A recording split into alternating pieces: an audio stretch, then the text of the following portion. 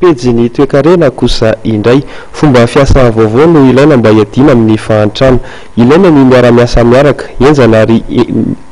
ary ny entitra eo amin'ny fitantanam-bola mpanjakana raha ny nambarany ministry ny fitantanam-bola sy ny teti-bola vaovao. Isy ny fanovana goavana atao eo amin'ny resaka fitantanam-bola mba hanana vokatra mahomby miantraika mivantana any fotony raha nambaran'ny ministra François Maurice Gervais Rakotomanana ministry ny fitantanam-bola sy ny teti-bola vaovao ary ny tanjona dia ny adina amin'ny fahantrano. Raha namahita hoe amin'ny fahantrano no zany mila miasa miaraka sy aingana isika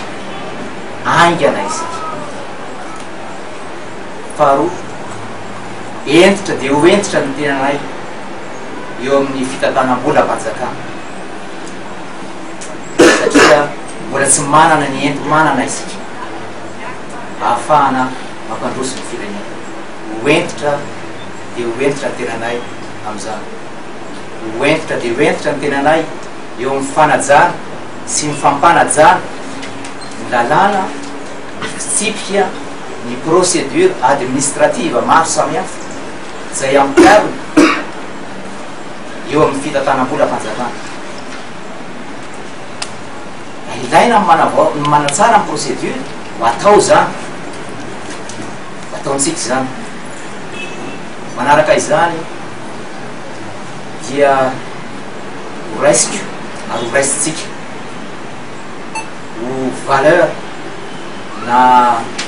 isika hoe sotoavana atao amin'ny ministère ny intégrité ny honnêteté isika atao amin'ny ministère ny finance no tena tokony olola arana mikasika zay satria zava-dehibe zany mba ahafahany mpamatsy vola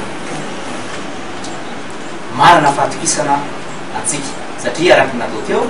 dia tsika atao amin'ny ministère ny fitantanam-bola ny tena kitro ifaharana karafy mpamatsy vola isika ka noho zany zay intégrité sy honnêteté zay dia tsy maintsy ampanjakatsika atao anatin'ny ministère.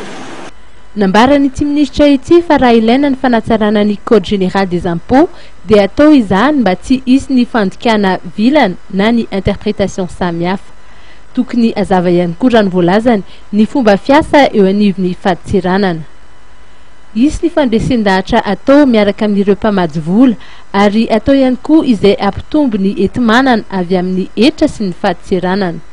Milaza ny hovonina hitondra fanavaozana sy hijery akaiky ihany koa ireo société d'État ity ministra vaovao ity. Be ny zava-bitan'ny ministra teo aloha ny professeur Jean Razafindravonina raha tsy laza afa-tsy ny teti-bola mpanjakana fanitsiny 4.4 ny teti-bola mpanjakana 5.4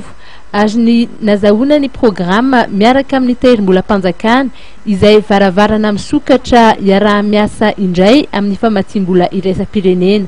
No tanterana ny maraina teo moa ny famindram-pahefana teto anivon'ny ministera ny fitantanam-bola sy ny teti-bola.